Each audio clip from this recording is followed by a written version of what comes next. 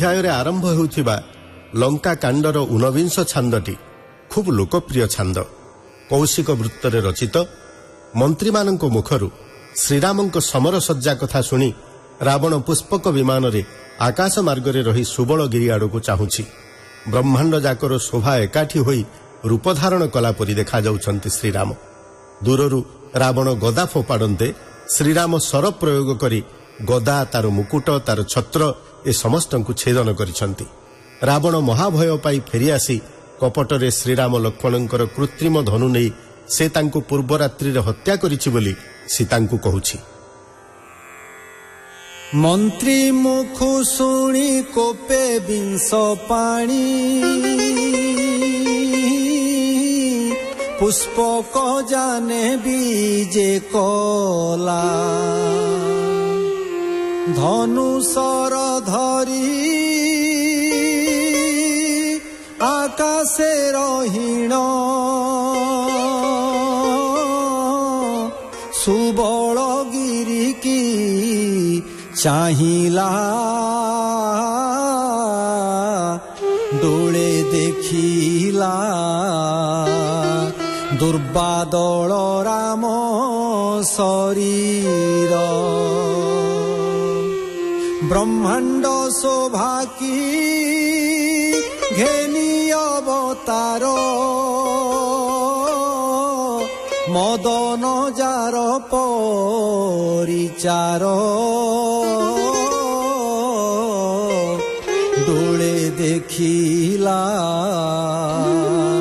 ଦୁର୍ବାଦଳ ରାମ ଶରୀର। ବିଚିତ୍ର ମୃଗ ଛାଲ ପରେ ବିଜୟ, ସୁଗ୍ରୀବ ପୁରେ ଆଉଜିଣ। ଦକ୍ଷିଣ ଭୁଜ ତାରା ସୁତ କନ୍ଧରେ, ହନୁ ଚାପେ ବାମ ଚରଣ। ଲଙ୍କା ଗଡ଼ରେ ପଡ଼ିଛି କୋପ ନେତ୍ର କୋଣ। ଶ୍ରୀରାମ ବାମ ପାରୁଷରେ ବସିଣ, ସରସଳ ଖଣ୍ଟି ଲକ୍ଷ୍ମଣ। ଲଙ୍କା ଗଡ଼ରେ ପଡ଼ିଛି କୋପ ନେତ୍ର କୋଣ। ଛାମୁରେ ଜାମ୍ବବ ବେନି କର ଯୋଡ଼ି,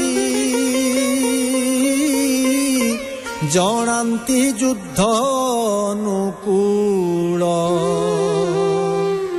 ଗୁଣ ଦେଇଣ କୋ ଦଣ୍ଡ ଧରିଛନ୍ତି,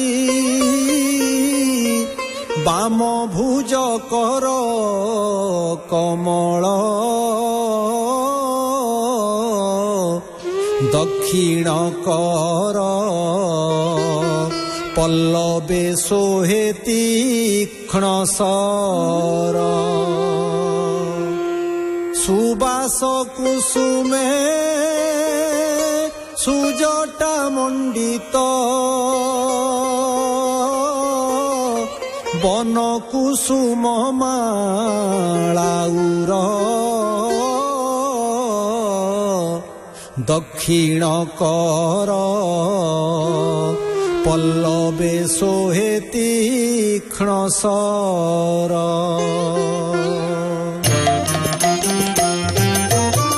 ମେଘ ଖଣ୍ଡ ପ୍ରାୟ ଗଗନେ ଦେଖିଣ, ପଚାରୁଛନ୍ତି ସୀତାପତି। ଆହେ ଲଙ୍କପତି ଗଗନେ କି ଦିଶେ, କହ କହ ଏ କି ସରିତି। କର୍ଣ୍ଣେ କହଇ କରବଦନେ ବିଭୀଷଣ। ଅଙ୍ଗୁଳି ଘେନି ଦେଖାଇ ବୋଲେ ଦେବ, ସୈନ୍ୟ କଳୁ ଅଛି ରାବଣ। କର୍ଣ୍ଣେ କହଇ କରବଦନେ ବିଭୀଷଣ। ଶ୍ରୀରାମ ଶ୍ରବଣେ ଏମନ୍ତ କହନ୍ତେ, ଅନାଇଥିଲା 10 ଶିର। ବୁଲାଇଣ ଗଦା ପ୍ରହାର କରନ୍ତେ, ଧଇଲା ମରୁତ କୁମର ଦେଖି ଶ୍ରୀରାମ କୋଦଣ୍ଡେ କାଣ୍ଡ ବସାଇଲେ ରାବଣ ଧନୁ ମୁକୁଟ ସର୍ବଛତ୍ର ଛେଦ ବୋଲିଣ ଆଜ୍ଞା ଦେଲେ ଦେଖି ଶ୍ରୀରାମ କୋଦଣ୍ଡେ କାଣ୍ଡ ବସାଇଲେ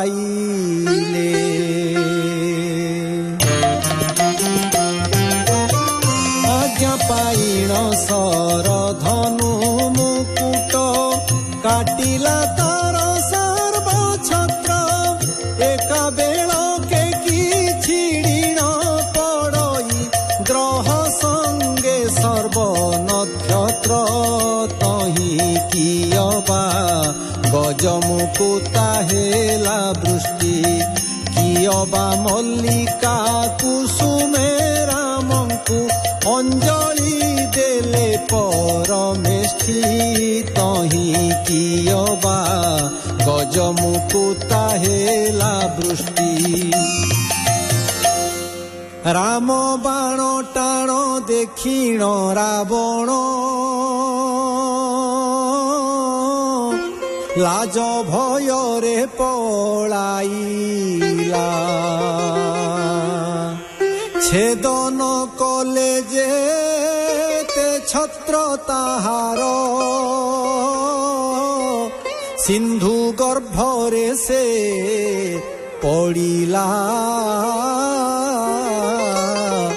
ଚିନ୍ତା ଜଳରେ ମନ ମୀନ ତାର ବୁଡ଼ିଲା ବୋଲେ ବିଶି ସୀତା ହରିଲା ଦିନରୁ ଦଇବ ତାହାକୁ ଛାଡ଼ିଲା ଚିନ୍ତା ଜଳରେ ମନ ମୀନ ତାର ବୁଡ଼ିଲା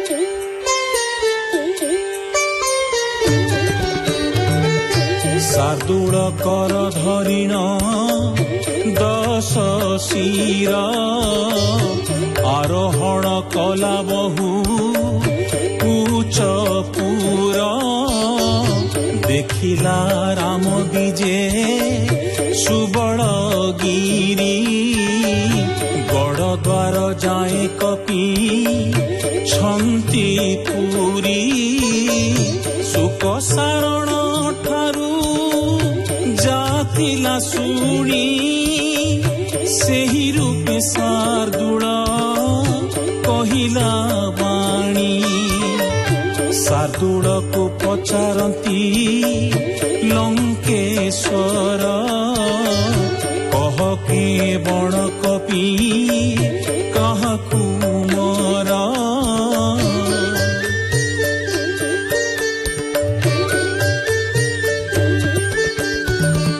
ଶୁଣି ଶାର୍ଦୁଳ କର দেখাই কহে রাম আগে যেটি দেব উভাহুয়ে বেদ বরঙ্কর পুত্র জাম্ববন্ত রুক্ষ রাজ রুক্ষ সৈন্য অপ্রমিত ধনন্তরী পুত্রটি সুষেণ বীর এহাঙ্কর কপি সৈন্য অগোচর চন্দ্রঙ্ক নন্দন দেবদধি মুখ রাম পাশে উভা হইছন্তি দেখ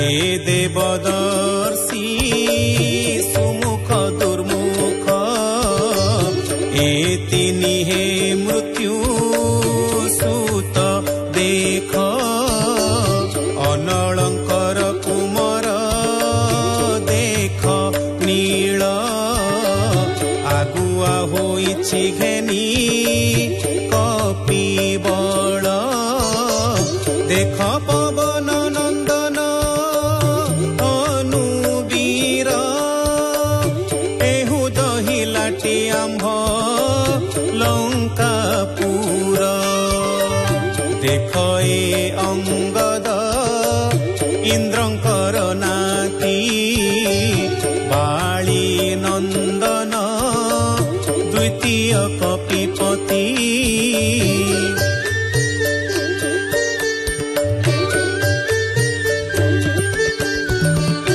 महेन्द्र द्विबिंद देव बेनी वीर अश्विनी कुमार ठारू अवतार गब गबाक्ष सरभ तीनी वीर वृषभ गंध मार्दन ही आवर पांच वीरे अटंती जमर सूत एहांकर बल देव प्रमित हेमकूट कपि वरुणंक पुत्र कि कहिब देव एहांक चरित्र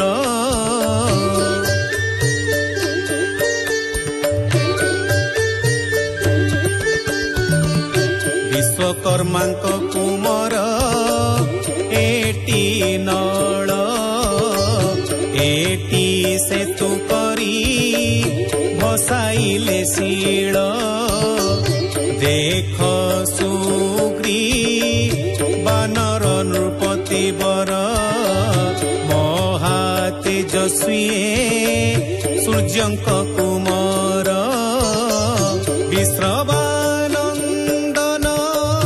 व्रत विभीषण एहांकर बल देव भले जान राम लक्ष्मण दशरथ बाळ केवल अटंती दनुजंक काळ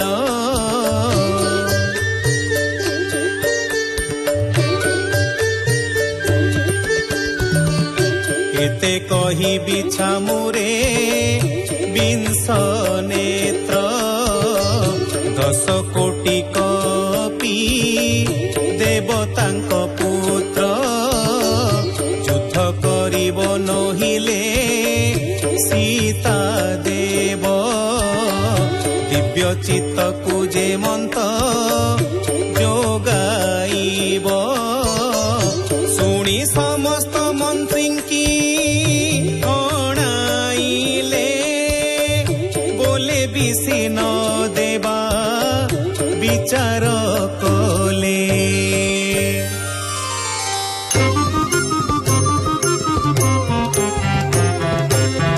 मंत्री मानकु देईण मेलानी भितरे बीजे कला विंश पानी जिजुहाकु अणाइला पास करी ताहाकु बहु पौरुष से न भांगिबु आज्ञा मोर रे रामर शिर रामर धनुषर कई तबे बेगे कर रे लंकपतिर आज्ञा परमाणे कई तबे तासे कला तक्षणे देखि संतोष होइला रावण प्रशंसा कला ताकु पुन पुन से विजे कला मधुवन जे विदुजुहाकु दुआरे रखी एका कला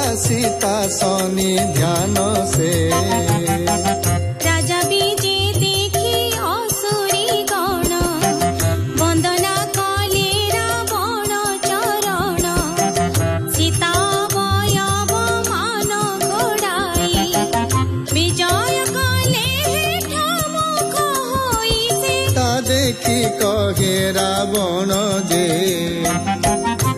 গোসিতে কালি নিশি ভাগরে তো পতির বারতা শুণ গো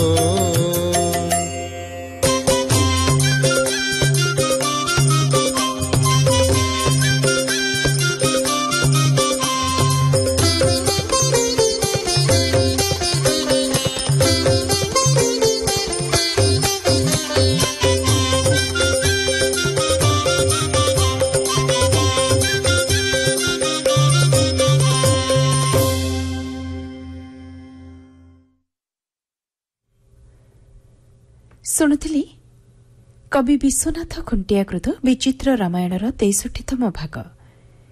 ଏ ଭାଗରେ କଣ୍ଠଦାନ କରିଥିଲେ ଦୁଃଖୀଶ୍ୟାମ ତ୍ରିପାଠୀ, ରାଜେନ୍ଦ୍ର କୁମାର ସ୍ୱାଇଁ, ସିଦ୍ଧାର୍ଥ ମିଶ୍ର, ବିଜୟ ମହାପାତ୍ର, ଅଚ୍ୟୁତ ମହାରଣା ଏବଂ ମମତା ଶ୍ରୀଚନ୍ଦନ। ପ୍ରଯୋଜନା ଡ ଶାନ୍ତନୁ କୁମାର ରଥ, ସଙ୍ଗୀତ ପରିଚାଳନା ପ୍ରଫୁଲ୍ଲ ଚନ୍ଦ୍ର ବେହେରା, ସହଯୋଗିତା ଅଭୟ କୁମାର ଦାସ।